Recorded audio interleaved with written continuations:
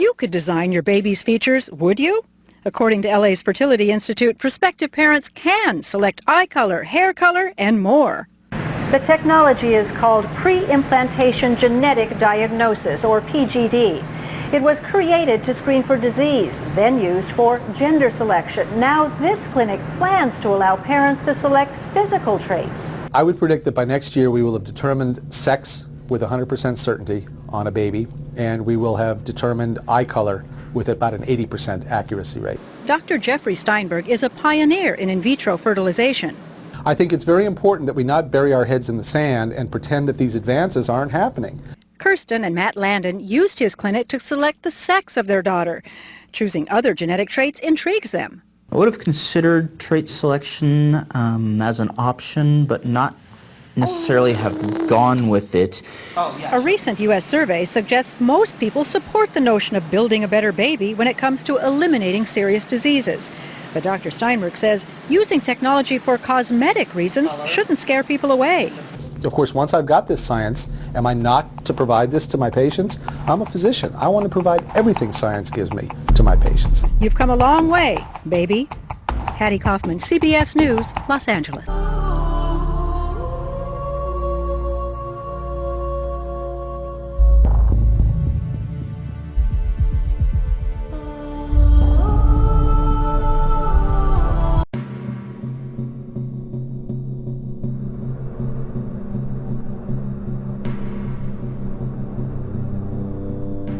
Throughout the course of history, there have been periods when mankind made rapid advances.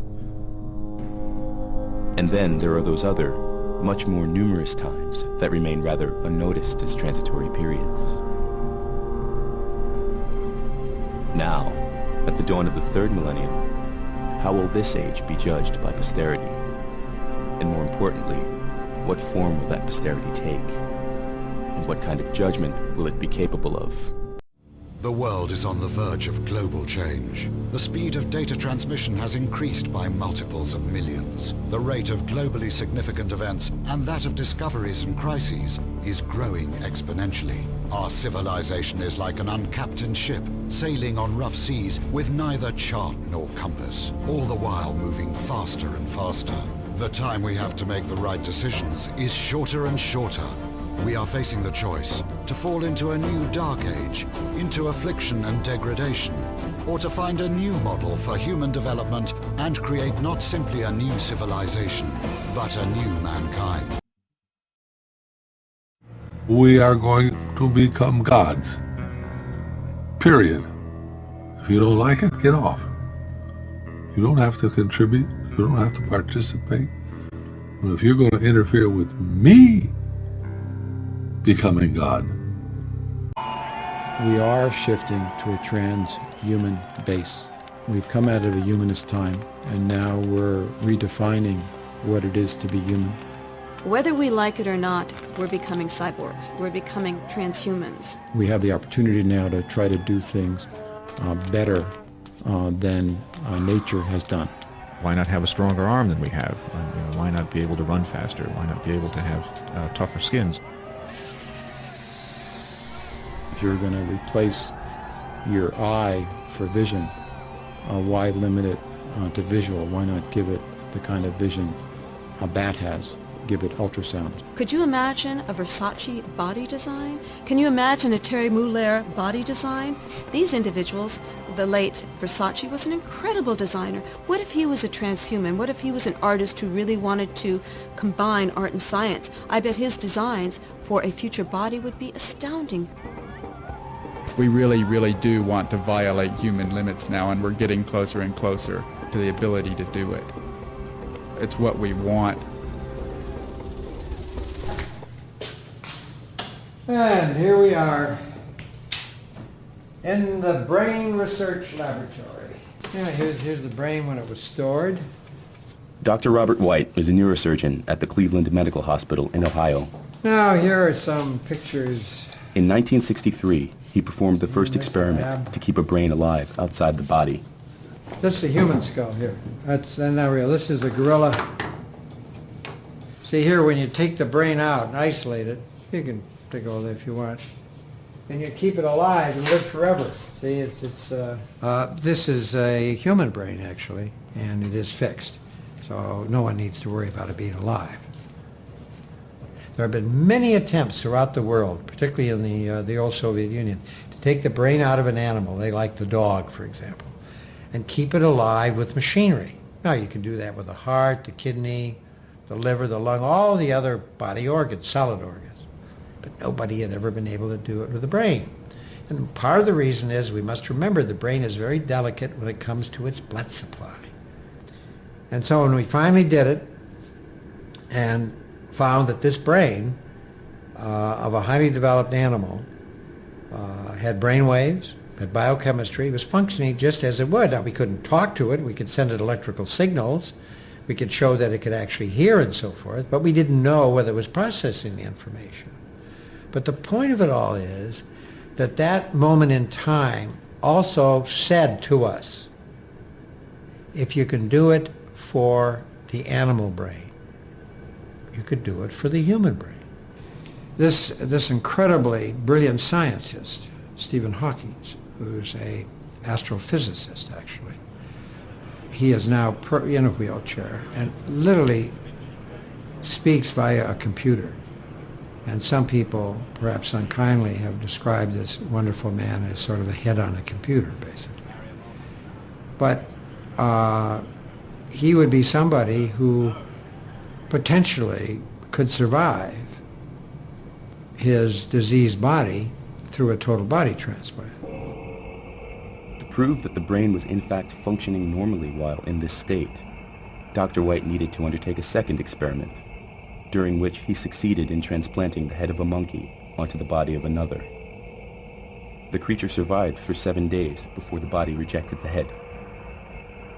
In the monkey experiments, these animals are as much a monkey as they were when they were in their own original body. So I would presume, and I'd go beyond that, I would be assured that the monkey personality is retained. So consciousness can be transplanted. Obviously, personality, if you want to speak of the monkey having personality, can be transferred. And so you might ask, where did this bring us as far as the human spirit or soul goes? And I guess you could argue it can be transplanted.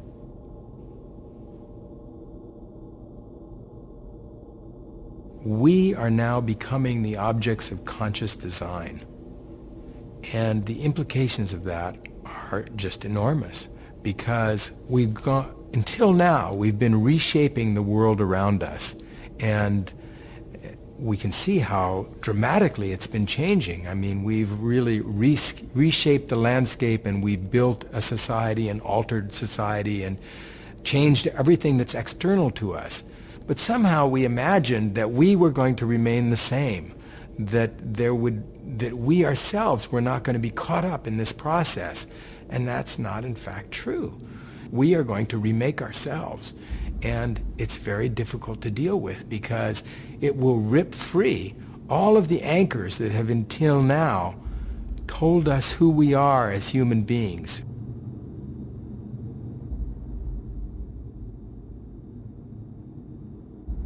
We're at the end of a definition of what a normal human being is.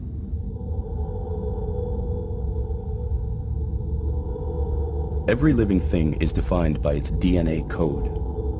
The DNA is a long string consisting of 4 different molecules called A, T, C, and G, found in all living cells. So it is, in essence, a digital barcode that defines us as humans, just as it defines every other life form on this planet. Only the variety of combinations of these 4 elements makes us differ from one another. The Human Genome Project was started in 1990 as the largest technological enterprise ever, with a budget far outstripping that of the race to the moon, and involving hundreds of laboratories around the world, all with one main goal. Fundamentally, it was about determining the complete sequence of the human genome, the 3 billion letters that make up our genetic blueprint. And we know we have the code before us, and it's truly remarkable. It is a digital code, and buried within that code is information about what are all the genes necessary for making a human brain, all the genes necessary for making a human liver or the heart or any part of the human body. And now the fun stuff begins because we get to start to crack that code having the order of the letters in front of us. But fundamentally, it is very much a digital code. The secret of life itself, the DNA molecule, a genetic discovery that could give man the ability to create life to specifications. Never have we had such opportunity or such awesome responsibility. Change DNA structure in the lab is fairly straightforward and it's fairly simple. You can study a piece of DNA to unravel its function, you modify the composition and you see what the effect is on function. That's daily routine in a lab that has this technology. Going from the lab to the person to therapy, in theory, is the same thing and is as simple. In practice, it has been shown that it's a lot more difficult. And the reason why it's so difficult is not that we don't know what pieces of DNA to put in, is that we do not succeed sufficiently and at a high rate in getting these pieces of DNA in the right cells. But we have learned how to do it from nature. What is a viral infection? It's a virus that sticks to the cells, that enters the cells, and that uses the machinery of the cells to multiply itself. Now you take this virus, you cut out the pieces that are dangerous so that it will still stick and be engulfed but not develop in the cell. And then you add to this some other tools that the virus then can use to cut out the bad DNA, stick in, splice in the good DNA. This is a mechanism that is used now to do gene therapy using viruses. The ability to tamper with our genes has obvious applications. We can change DNA to prevent or cure hereditary diseases. We can alter the DNA of donor organs that are to be used for transplants so that the body of the recipient won't reject them. The organ doesn't even need to come from a human being. It could perfectly well be that of an animal. Pigs would be a good supply of kidneys or other organs to transplant in humans. But because of the difference between the two species, the pig kidney or the pig liver will be rejected by the human. So if we can humanize the pig kidney by putting in some human DNA, which will make the cells look a little bit more human, so that they are not rejected by the person immediately, then there's a better chance that you'll have a take. And this is tried to humanize animal tissues, and it's becoming a big industry because we need more organs.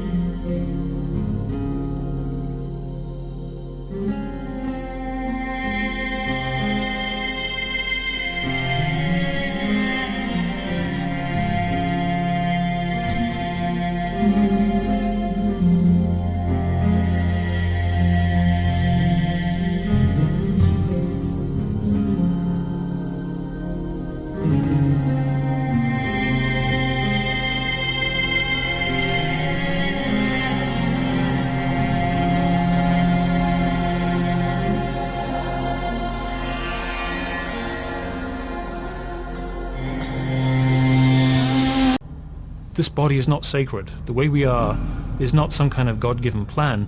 It's really a pure random accident. We take two sets of genes and we shuffle them and something comes out. Sometimes it's a wonderful product, sometimes it has a hole in the heart, sometimes it has psychosis or tendencies towards extreme anger, has addictive problems, can't concentrate, all kinds of defects, to say, oh, that's normal, that's sacred, that's good, to me is rather absurd. It's random. There's not a plan there that we're thwarting. So genetic engineering seems to me one of the most moral things we can do. A single species is defined by the isolation of our genetics, reproductive isolation. But when you begin to take genes from different species to mix together all of the genetics that is available among all animals, and also to design new alterations to the genetics, well, reproductive isolation really doesn't have much meaning anymore. And so you can imagine all sorts of forms and that will evolve in the future.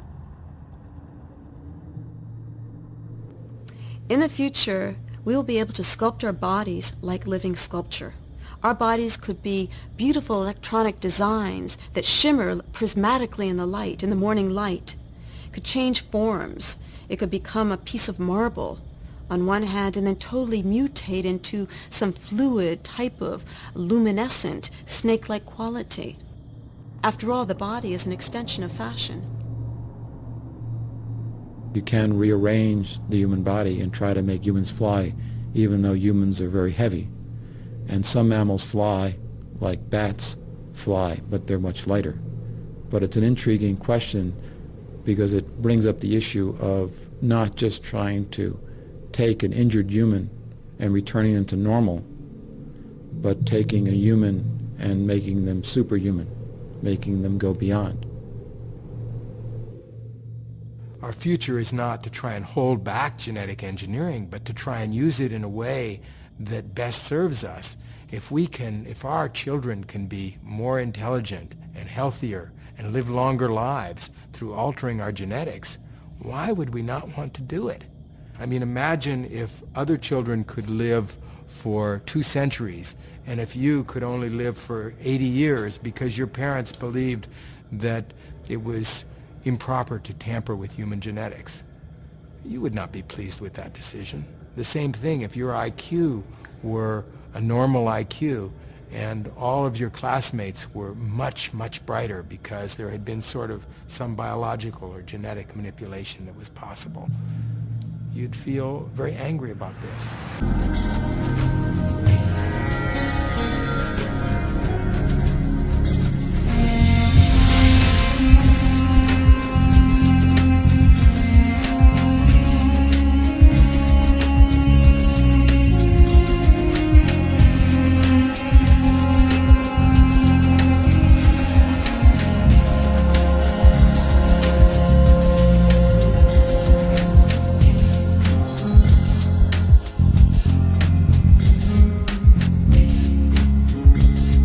Plans to allow scientists to create embryos that are part human and part animal are set for approval by the official regulator in Britain. These hybrid embryos are seen by the country's leading scientists as a vital step in the search for cures for diseases such as Parkinson's and Alzheimer's. It's a highly controversial procedure and is banned in some European countries. Our medical correspondent Fergus Walsh has the story. This embryo is part mouse, part cow. In a few months, this Newcastle lab is hoping to create a human-cow hybrid. If that leaves you uneasy, the scientists here understand how you feel. It does seem a little abhorrent from a first analysis, that the fact that we're mixing bits of cow cells with bits of human cells. Ladies and gentlemen, we are in a science fiction movie.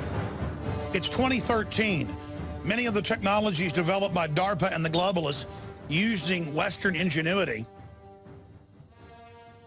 have developed technologies, they say themselves, 30 to 50 years advanced than what the public knows in the national security complex.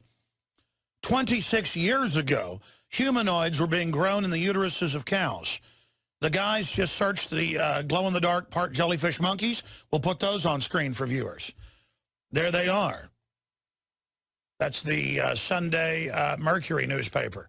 And there is the glow-in-the-dark monkey. Last time I checked, they're coming out with monkeys with gills that can live in a fish tank. There's glow-in-the-dark rats and glow-in-the-dark rabbits. And the issue here is, ladies and gentlemen, this is old technology. This was in the late 1990s, being sold like something on a Blade Runner on the streets in Asia.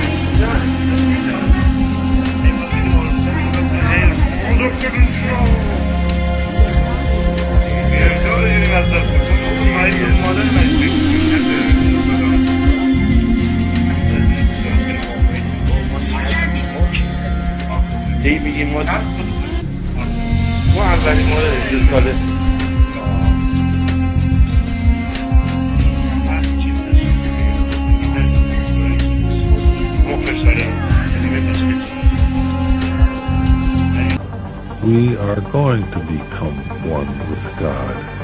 Cloning and the reprogramming of DNA is the first serious step in becoming one with God. This issue is going to dominate our global politics this century. This is the issue that will color the century.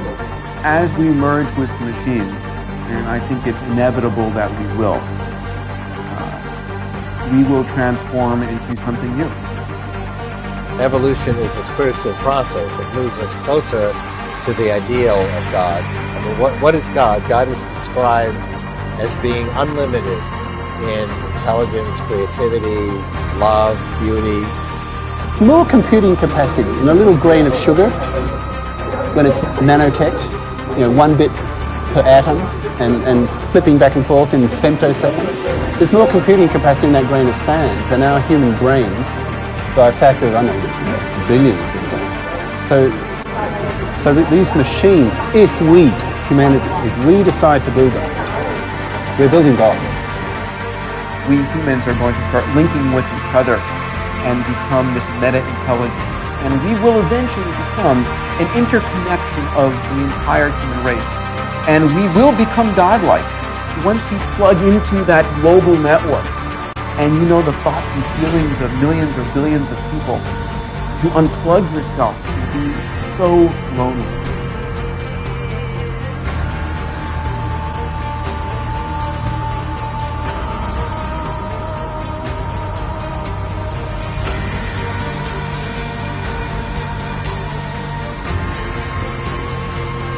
At this moment in our civilization, we can create cybernetic individuals who, in just a few short years, will be completely indistinguishable from us.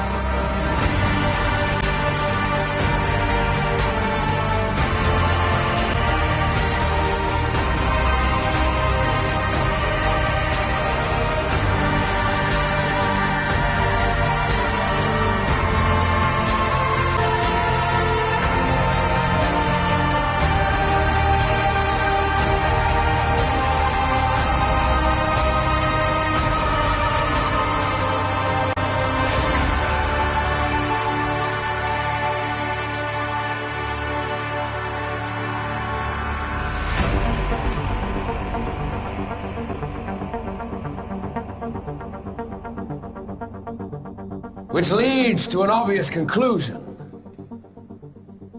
We are the gods now.